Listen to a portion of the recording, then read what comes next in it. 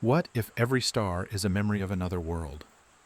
In the hush before thought, before language curled into meaning, there was only light traveling through immeasurable dark. Somewhere, a star collapsed into itself, its core surrendering to gravity after millions of years of burning. Somewhere else, across distances too vast for numbers to contain, another was being born in a cradle of gas and dust. And between these twin events, one ending, one beginning, trillions of photons scattered outward, like seeds falling from a tree older than time itself, drifting through the silence of space with no destination and no urgency. We speak of the universe as vast, but the word feels too small for what we mean. What we see when we look upward on a clear night is not simply distance stretching beyond comprehension.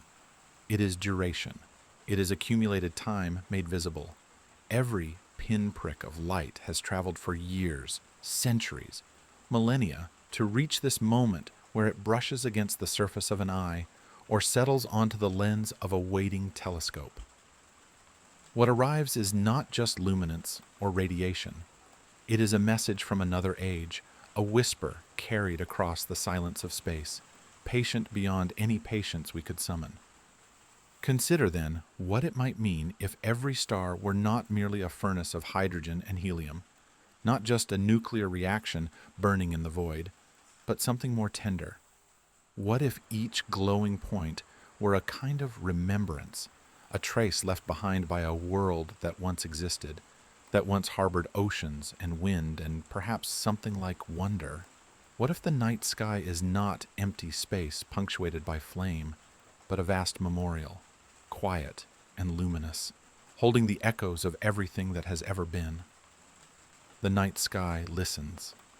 Long before humans named the constellations, before the first campfire cast trembling shadows on cave walls, before language existed to frame a question, the stars were already ancient.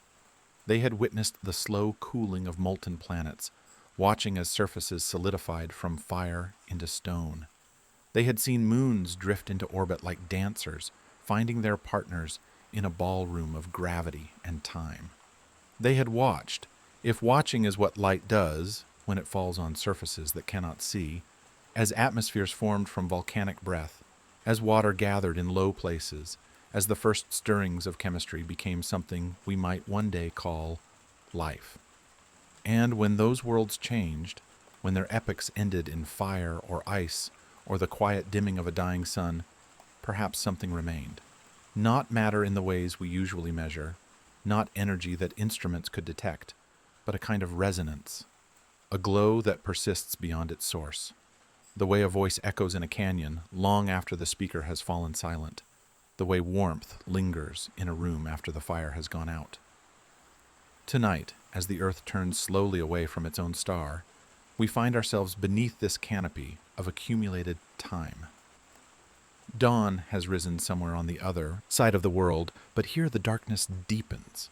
The air cools against the skin, crickets fall silent. The darkness is not empty, it is full of arrivals, full of stories too old to translate into words, full of the soft persistence of light that has forgotten where it began, but continues nonetheless. So we begin here, in the dark. If the cosmos holds memory, where does it keep it? If the universe dreams, what landscapes does it wander? Perhaps the answers are not hidden in distant galaxies or encrypted in equations beyond our understanding.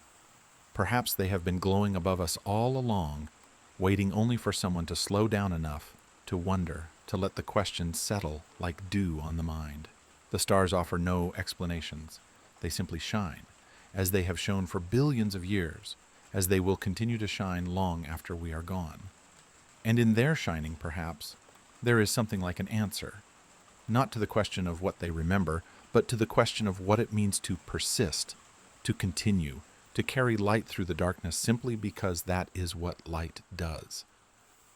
The story of starlight begins roughly 13 billion years ago in the aftermath of an event that cosmologists describe with careful precision and measured words. Most astrophysicists agree that the observable universe emerged from a state of extraordinary density and temperature, expanding outward in what we now call the Big Bang. In those first moments, fractions of seconds that contained entire eras of change, there were no stars. There was only a sea of plasma too hot for atoms to form, too energetic for structure to hold. Gradually, over hundreds of thousands of years, the universe cooled. Electrons, once free to roam, settled into orbit around protons. Hydrogen appeared, simple, abundant, patient as geology. And in the darkness that followed, a darkness lasting millions of years, gravity began its slow work, gathering gas into clouds, clouds into cores, cores into furnaces that would light the void. Evidence suggests that the first stars ignited somewhere between 100 million and 200 million years after that initial expansion. These primordial suns were massive, perhaps hundreds of times larger than our own star, burning with a fierce blue light that had never before existed in the universe. They burned hot and brief, their lifespans measured in mere millions of years, a heartbeat in cosmic time. When they exhausted their fuel, they collapsed and exploded, seeding the cosmos with heavier elements, carbon, oxygen, iron, the very materials that would one day form planets and bones and thoughts about stars. Everything waited. Our own sun formed roughly 4.5 billion years ago from a cloud of gas and dust, itself the remnant of earlier stellar generations. Most astronomers believe that at least 2 or 3 stars had to live and die before the sun could be born, their scattered remains providing the ingredients for rocky worlds like Earth. In this sense, every atom in our bodies carries the signature of ancient light, of explosions that occurred before our solar system existed, of deaths that made our lives possible. The Milky Way, our home galaxy, contains somewhere between 100 billion and 400 billion stars, each at a different stage of its long existence. Some are young, still swaddled in the nebulae from which they formed, glowing with the soft heat of new fusion. Others are middle-aged, like our sun, steadily fusing hydrogen into helium in their cores, stable for billions of years.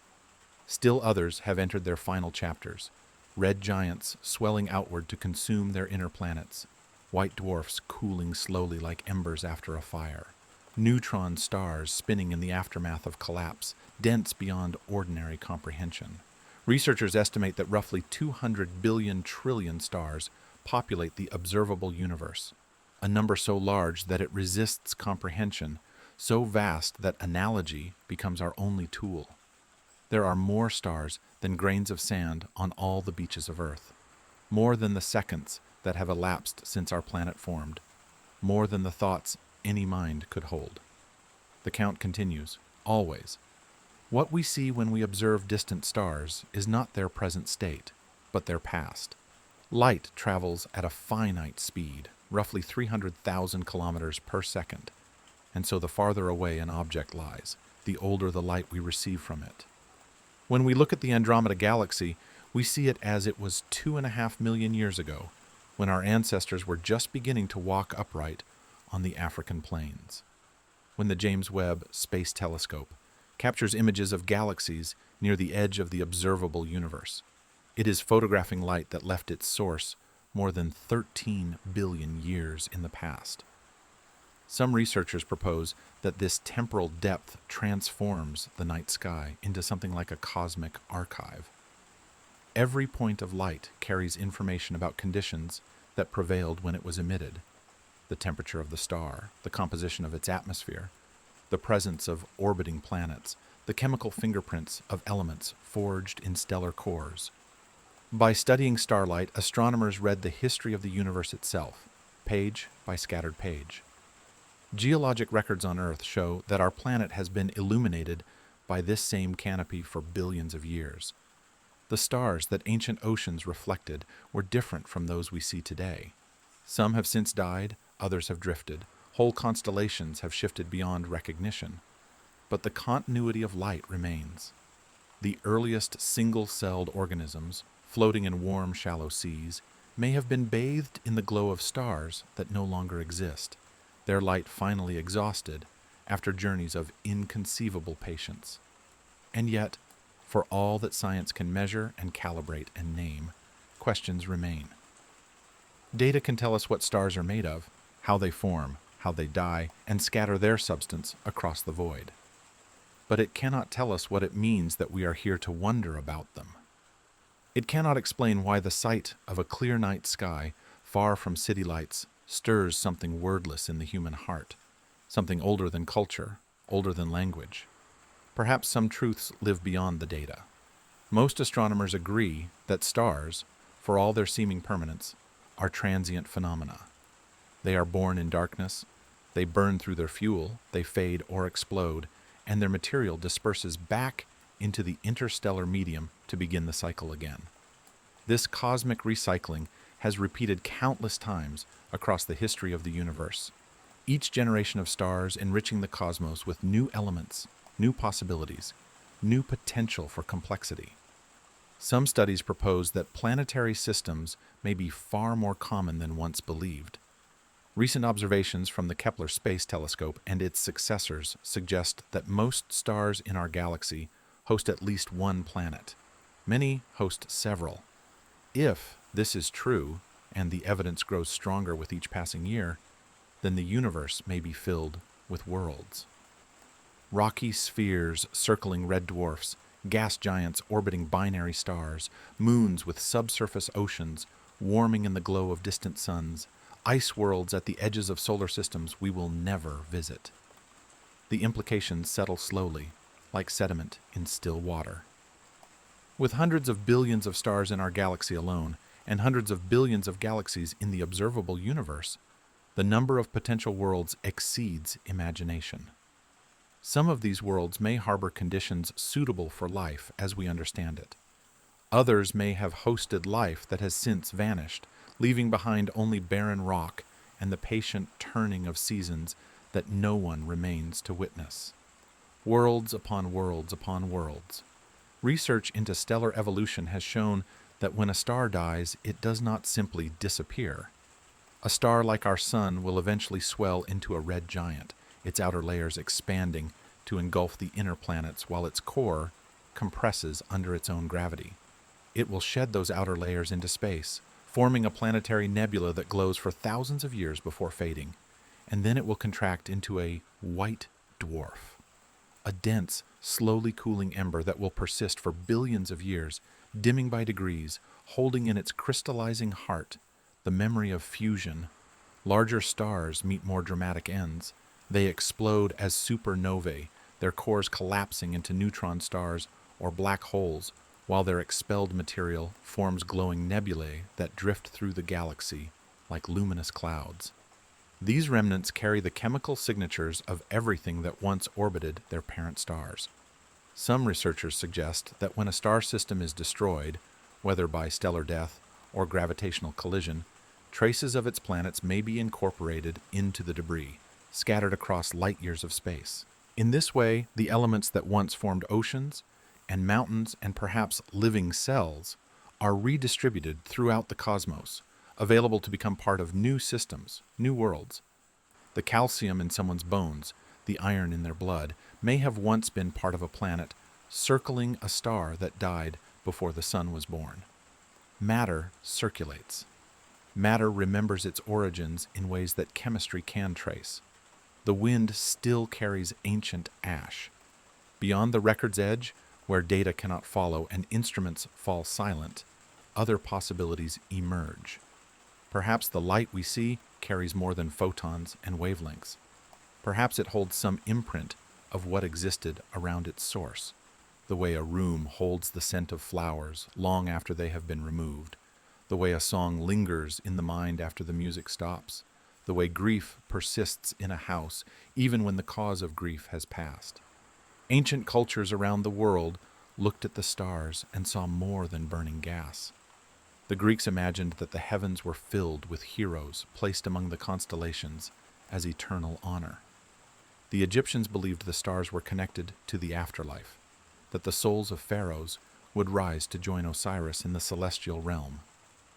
Indigenous peoples of the Americas, Australia, and Africa developed cosmologies in which the stars were intimately connected to the living world, reflecting events below as much as governing them. The ancestors walked in the sky, the departed watched from above. These mythologies, often dismissed by modern science as pre-rational thinking, nonetheless express something true about human experience. We have always sensed that the night sky is not merely a backdrop for earthly dramas.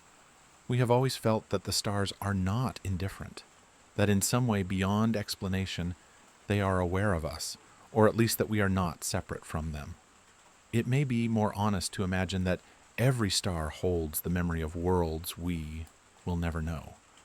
Not memory in the biological sense, not neurons firing, not synapses forming connections, but memory in a broader meaning. A record, a persistence. The way a glacier holds the memory of snowfalls that occurred 10,000 years ago, layer upon layer of compressed time. The way a fossil holds the memory of a creature that swam through warm seas before the continents took their current shape. And they too may have listened.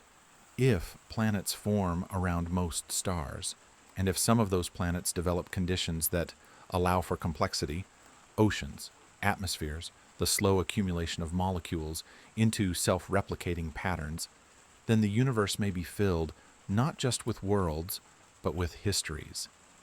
Civilizations may have risen and fallen around stars that we see as steady points of light, unaware of the drama they hosted.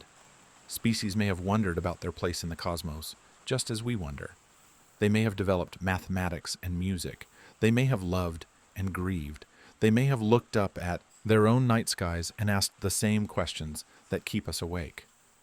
When those worlds ended, when their stars expanded and consumed them, or when their atmospheres dispersed into the vacuum, or when the conditions that sustained them shifted beyond tolerance, what remained? The physics is clear. Matter and energy are conserved.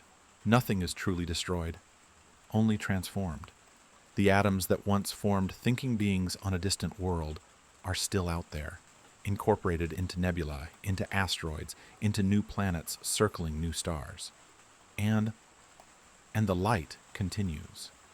It travels outward, carrying its cargo of wavelengths, its coded information, its silent testimony that something was there, that something existed, that the darkness was once interrupted by form, and perhaps by thought. A star that died 1 billion years ago still shines in some corner of the sky tonight, its light only now reaching eyes that evolved long after it ceased to burn. The star does not know it is remembered. The light does not know it carries meaning. And yet here we are, receiving it, interpreting it, turning photons into stories about origins and endings and the persistence of existence through change. Perhaps this is what memory means on a cosmic scale. Not the retention of specific events, not narrative or story in the way we tell them, but simple persistence. The universe remembers by continuing. It holds the past by carrying it forward, photon by photon, atom by atom, into an ever-expanding future that contains everything that came before. Nothing is lost, only dispersed. Nothing ends, only transforms. Time exhales. We are, each of us, temporary arrangements of matter that the universe has borrowed and will one day reclaim. The carbon in our bones was forged in the heart of a dying star, fused from lighter elements under pressures we cannot imagine. The iron in our blood was scattered by explosions that occurred before our sun existed. The oxygen we breathe was released by ancient forests and ancient seas, cycled through countless organisms before reaching our lungs. We are, in the most literal and verifiable sense, made of starlight. And if we are made of starlight, then perhaps we are also made of memory. Not just the memory stored in our brains, the recollections of childhood, the faces of those we have loved, the sound of rain on a window at night, but a deeper, older memory. The memory of hydrogen clouds collapsing under their own gravity. The memory of planets cooling from molten rock. The memory of oceans forming in basins that would become cradles for complexity. Of continents drifting on plates of stone. Of life emerging from chemistry into awareness, from matter into wonder. When we look up at the stars, we are looking at our own origins. We are tracing the lineage of our atoms back through billions of years, through countless transformations, to moments of creation so distant that they feel more like myth than history.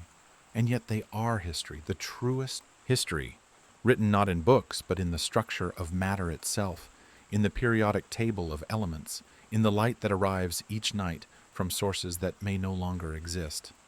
Stone remembers heat.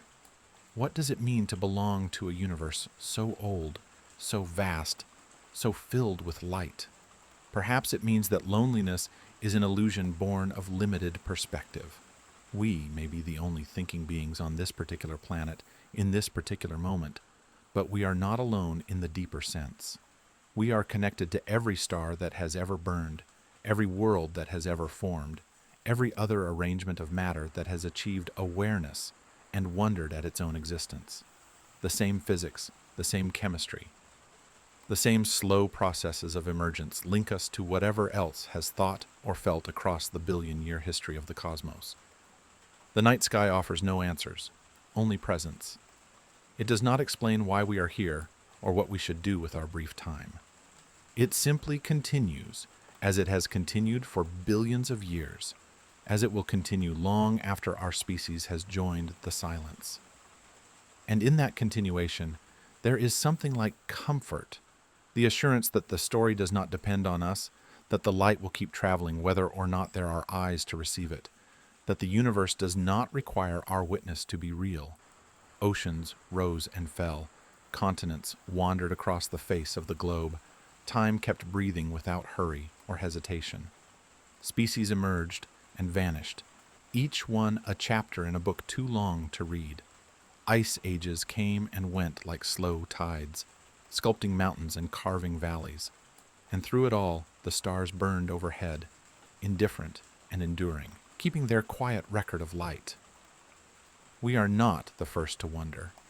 If other minds have existed in this universe, if other beings have looked up at their own skies and felt the same awe that we feel, then we are joined to them across gulfs of space and time that no message could ever cross.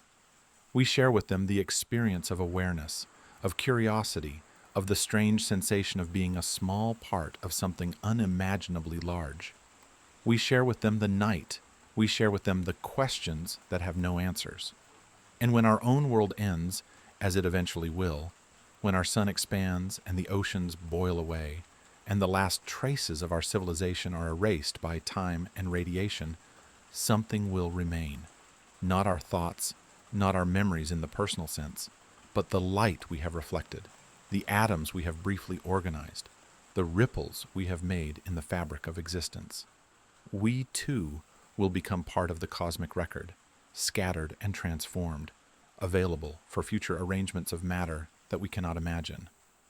Perhaps a star will hold the memory of us. Perhaps our light, too, will travel for ages yet to come, arriving at distant shores we will never see. Perhaps some arrangement of matter, somewhere, somewhen, will look up at its sky and see a faint glow that was once reflected from our world and wonder about its source. In this possibility, there is neither triumph nor tragedy, only continuation. The story goes on. The light keeps moving.